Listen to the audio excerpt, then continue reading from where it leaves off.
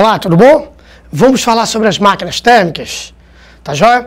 Primeiramente, entendam que essas máquinas térmicas, elas surgiram mais ou menos na época da Revolução Industrial, tá joia? Então foi um avanço tecnológico que hoje a gente pode considerar algo arcaico, mas para a época interessantíssimo, tá? Moveu a história da época, vocês estudam isso em história, literalmente, tá bom? Então assim, a importância dessas máquinas térmicas começou nessa época, tá? E até hoje perdura. E a evolução dessas máquinas térmicas influencia principalmente no aumento do rendimento das mesmas e não na ideia básica delas. Que a ideia básica sempre será receber calor, transformar calor em trabalho útil. Beleza? Tá, mas esse rendimento, essa transformação está cada vez ficando maior, mais longe dos 100%, tá? Então ainda são máquinas de rendimento baixo, às vezes de um custo baixo também, de um custo operacional baixo, mas de rendimento baixo. São máquinas até arcaicas entre aspas, tá? Mas arcaicas em termos de rendimento, que hoje a gente tem geradores elétricos cujo rendimento beira 90%, 95%, sei lá, mas algo próximo disso daí. E as máquinas térmicas a gente tem 70%, 80%, a gente já são máquinas térmicas de altíssimo nível, aviões, por exemplo, tranquilo? Turbinas de aviões aí, tudo bem, mas aquilo é uma máquina assim, de uma excelente manutenção, enfim, não é do nosso cotidiano em si, tá joia? Então, iniciem a aula com essa ideia da importância dessas máquinas térmicas, da necessidade de tu ler um pouquinho mais sobre elas, tá bom? Histórico, máquinas térmicas, evolução industrial, interdisciplinariedade, nunca esqueça disso, tá bom? Está muito presente na prova do Enem e a partir daí seguir com os exercícios, tá joia? Então dá uma sacada lá nos nossos slides. Bom, toda máquina térmica, para ela funcionar, ela sempre tem que ter uma fonte chamada de fonte quente. Deixa eu selecionar aqui, esqueci de selecionar antes. Tem uma fontezinha chamada de fonte quente, tá? Que, por exemplo, numa Maria Fumaça, aqueles trenzinhos antigos, seria a fornalha dela, por exemplo. Essa fonte quente vai fornecer calor a um fluido, esse fluido gás ou líquido, de preferência um gás, tá bom? Então esse fluido, esse gás, ao receber calor, ele vai realizar trabalho, sendo que ele não vai conseguir realizar 100% do trabalho com a energia recebida, tá? Uma parte ele sempre vai devolver, ele sempre vai rejeitar para uma fonte chamada de fonte fria. Certo? Esse nome frio e quente porque eu estou comparando um com o outro, mas não necessariamente a temperatura dessa fonte aqui é baixa. Então, mais uma vez, pensando na Maria Fumaça, ela iria receber calor da fornalha, iria realizar trabalho para movimentar a máquina, beleza? E iria expelir pela própria chaminé, ali seria essa fonte fria, tranquilo? Ia rejeitar uma parte desse calor. Então, dá para a gente entender perfeitamente que o trabalho, aqui ó, trabalho realizado, é numericamente igual à quantidade de calor que ele recebeu da fonte quente, menos a quantidade de calor recebida pela fonte rejeitada para a fonte fria, tá? Então, se ele recebeu 1000 joules, usar aquela ideia, realizou um trabalho de 700 joules, rejeitou 300 joules. Quanto menos ele rejeitar e mais ele utilizar, melhor é o rendimento dessa máquina térmica. Por isso que o rendimento é o trabalho dividido pelo Q1, é o útil dividido pelo total. Se nós fizermos algumas operações matemáticas, a gente chega a N, que é o rendimento, igual a 1 menos Q2 sobre Q1. Tranquilo? Mas o mais importante, acredito eu, que é você entender essa ideia de rendimento. Trabalho sobre Q1. Então, todas as máquinas térmicas funcionam com essa ideia. Lembrando, a operacionalidade desse fluido, a operação desse fluido é que vai determinar o melhor rendimento. Mas a ideia básica até hoje é fonte quente, trabalho, fonte fria. Tranquilo? Então, por exemplo, você tem algo bem comum que é o motor a explosão de 4 tempos, que a maioria dos carros tem esse motor, é uma máquina térmica que está realizando trabalhos através do fornecimento do calor, da geração do calor, e o que não é utilizado é expelido, tá? Pelo escape para outras formas dentro desse motor, enfim. Tá? No curso de engenharia você estuda isso a fundo, aqui a gente não pode, tá? Não há tempo para isso, mas a ideia central é essa daí. Tá joia? Então toda máquina térmica funciona assim, toda ela. Lembrando que o rendimento de 100% é impossível. Então, o que foi que ocorreu? Esse jovem aqui, tá? Que aí você vê que ele era jovem mesmo, pela própria figura. Ele aqui tem, ó, 34 anos, certo? Esse jovem, 36 anos, né? Esse jovem Nicolas Sade Carnot, que viveu 36 anos só, ele criou um ciclo, ele deduziu um ciclo, obviamente chamado de ciclo de Carnot, que serve de base até hoje para outros ciclos, por exemplo, ciclo Otto, ciclo diesel. Todos esses ciclos de 4 tempos, ó, 1 tempo de A para B, 2 de B para C, de C para D e de D para A. Todos esses ciclos aí baseiam-se no ciclo de Carnot. César, e o que é que esse ciclo diz? Esse ciclo aqui, ele, após alguns testes, foi percebido na época que qualquer máquina que operar de acordo com o ciclo de Carnot terá rendimento máximo. Não quer dizer que o rendimento máximo é um rendimento de 100%, quer dizer que é um rendimento máximo. Então, se eu construir uma máquina térmica e fizer a mesma operar mais ou menos como o ciclo de Carnot, exatamente como ele, eu terei o máximo de rendimento que essa máquina poderá dar. É óbvio que com a evolução, tá? Como eu disse, surgiram o ciclo Otto, ciclo diesel, que a gente consegue ter rendimentos melhores, tá? Nem falo rendimentos, eu falo custo-benefício melhor. Eu acho que é mais interessante, tá? Mas ainda continua sendo o ciclo de Carnot, referência em termos de rendimento máximo. Perceba que esse ciclo terá uma transformação AB. Escreva aí. Essa transformação AB é isotérmica. A transformação BC não é isotérmica, porque ele está saindo da temperatura T1, está indo para a temperatura T2, olha aí no seu quadro. Então, BC a gente chama de transformação adiabática.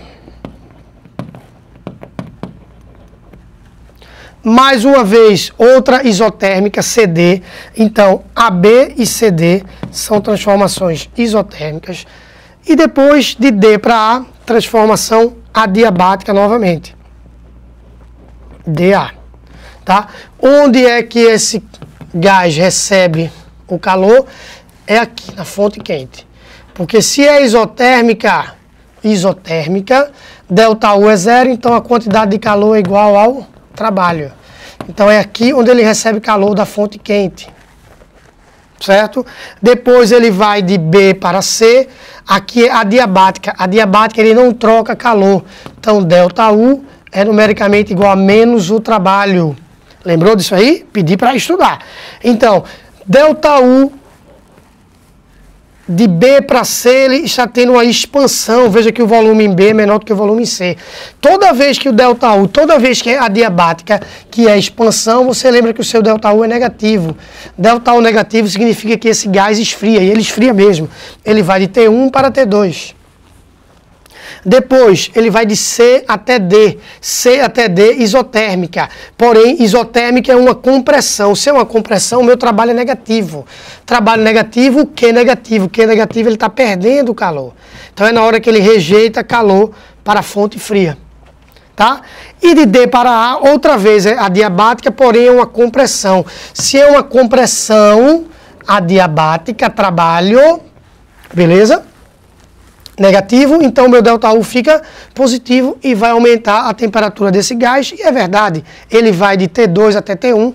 T1, temperatura da fonte quente. T2, temperatura da fonte fria. Então, operou nesse ciclo, a gente tem rendimento máximo. E como é que nós encontramos esse rendimento máximo?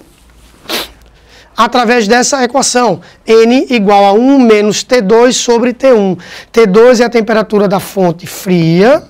A gente já tinha colocado lá atrás, mas não custa nada escrever de novo. E T1 é a temperatura da fonte quente. Então, essa é a forma de encontrarmos o rendimento através do ciclo de Carnot. É interessante sacar que numa máquina térmica comum, deixa eu só colocar isso aqui, a gente tem o calor. Veja qual é a ideia central de uma máquina térmica. Se eu tenho aqui dois locais com temperaturas, um maior que o outro, o calor vai fluir espontaneamente daqui para cá. Então, fluxo de calor espontâneo, fonte quente, fonte fria. O que é que vai ocorrer? Quando esse calor estiver fluindo de Q1 para Q2, raciocine assim, você vai colocar no meio desse percurso um gás, para que esse gás receba uma parte desse calor, aliás, receba todo o calor, e utilize uma parte para a realização de quê? De trabalho. Então é algo espontâneo isso daí, tá? Essas máquinas térmicas vieram de uma ideia de transferência de calor e a utilização desse calor transferido. Daí o nome T1 e T2 ser fonte quente e fonte fria. Essas duas fontes elas têm que ter temperaturas diferentes. É mais ou menos como na eletricidade quando a corrente elétrica flui. Para a corrente elétrica fluir, ela só flui entre pontos que tiverem potenciais elétricos diferentes. Você tem que ter uma DDP para ocorrer o fluxo da corrente elétrica. Então aqui você tem que ter uma DDT, diferença de temperatura, para que você tenha o fluxo de calor. César, aumentando essa diferença aqui de temperatura, eu melhoro esse fluxo? Melhoro o fluxo, lógico. Fluxo de calor, Ka delta T sobre a espessura, aumentando o fluxo através do aumento da diferença de temperatura. Tranquilo? Então, as máquinas térmicas fazem uso dessa ideia. As máquinas térmicas diretas. Essa minha preocupação existe porque nós vamos falar agora sobre as máquinas térmicas inversas. Tá? Que são as máquinas refrigeradoras. Então, chega aqui comigo na tela. Vê. Os refrigeradores, tá? Eles fazem justamente o contrário do que as máquinas térmicas tradicionais fazem. Imagine que uma máquina refrigeradora ela precisa retirar calor do ambiente onde ela está. Eu estou agora no estúdio, tá, com o ar-condicionado, certo? Esse ar-condicionado está resfriando essa sala. Por quê? Porque ele está retirando o calor da sala e enviando para fora. Sendo que esse calor não iria fluir espontaneamente, porque o calor não vai fluir espontaneamente de um ponto de menor temperatura para um ponto de maior temperatura. Não ocorre isso daí, tá? Então, as máquinas refrigeradoras, elas precisam realizar trabalho para retirar o calor. É um pouco diferente da máquina térmica comum, que ela recebe o calor devido a essa diferença de temperatura. Espontaneamente gera-se essa transferência de calor. Nunca o calor iria fluir da sala onde eu estou, do estúdio onde eu estou, lá para fora. César, mas às vezes a temperatura fora está menor que a temperatura dentro. Beleza, quando isso ocorrer, não há necessidade de usar o refrigerador. Não há necessidade. Só há necessidade de você estar em um ambiente, tá? Num bairro, cidade, enfim, que a temperatura lá é de 32 graus, 30 graus. Tá? Você quer resfriar o seu quarto a 15 graus, 20 graus. Caramba, você vai retirar calor do teu quarto para enviar para um local onde a temperatura está maior. Ele não vai espontaneamente. Por isso que o consumo dos ar-condicionados é acentuado, porque eles realizam trabalhos dessa forma. Então, por exemplo, quanto mais quente estiver do lado de fora, tá? Mas essa máquina terá que trabalhar para levar esse calor para fora. Porque essa diferença, enquanto ajudava as máquinas térmicas, atrapalha as máquinas refrigeradoras. Então, quanto maior for essa diferença, mais a máquina trabalha. Tranquilo? Então, você precisa se ligar quanto a isso daí. Às vezes a gente entra em casa na agonia, liga o ar-condicionado, coloca logo 15, 18 e quer que ele trabalhe e esfrie logo o quarto. Não esfria, cara.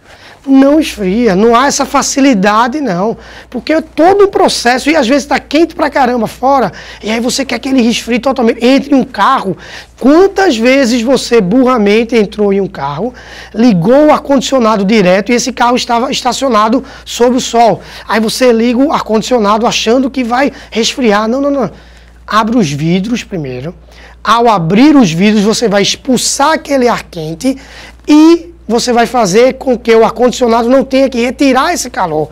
Ele já sai o calor. Você cria um equilíbrio térmico ali, porque lembre-se que o carro é uma estufa. Aquela temperatura vai aumentando ao longo do tempo, chegando a ficar maior que a temperatura externa, sem sombra de dúvidas. Então você tem que, no mínimo, equilibrar isso daí. E aí depois você liga o ar-condicionado.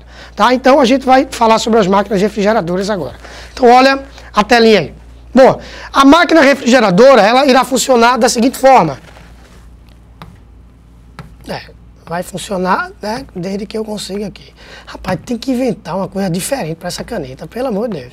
Então vai assim mesmo, pelo amor de Deus. Puxa.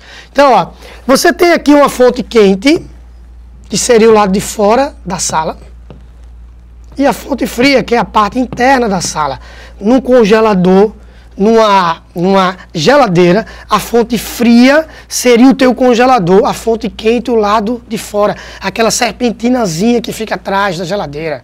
Lembra, vulgo varal, né, que você estende roupa, né? Pronto. Você não deve estender roupa ali, porque você vai estar dificultando a saída desse calor. Então a sua máquina precisa realizar trabalho para pegar esse calor aqui e enviar para fora para a fonte quente. A ideia continua a mesma, trabalho é igual a Q1 menos Q2, mas a gente não trabalha mais com o termo rendimento. A gente irá trabalhar com o termo eficiência, é assim, ó. Eficiência de uma máquina refrigeradora. Não é legal usar mais o termo rendimento para máquina refrigeradora. Essa eficiência será tão maior, tão melhor, quanto mais calor você retirar, realizando menos trabalho. Por exemplo, eu tenho uma máquina que eu vou retirar aqui 1000 calorias. Isso é o que eu vou retirar daqui de dentro. É o meu Q2. Se eu retirar 1000 calorias, precisando realizar um trabalho, por exemplo, de 200 calorias, a eficiência dessa minha máquina iria ficar 1000 por 200, 5. Não é 500%, é eficiência 5. Se para eu retirar essas 1000 calorias eu precisar realizar um trabalho, por quê? Porque eu estou abrindo e fechando essa geladeira o tempo todo. Então eu estou mudando a temperatura dela o tempo todo. A vedação dela não está legal. O ambiente está muito quente, você colocou panelas quentes ali dentro, enfim. Aí eu teria que realizar muito trabalho para conseguir retirar esse calor. Resultado, a minha eficiência diminui.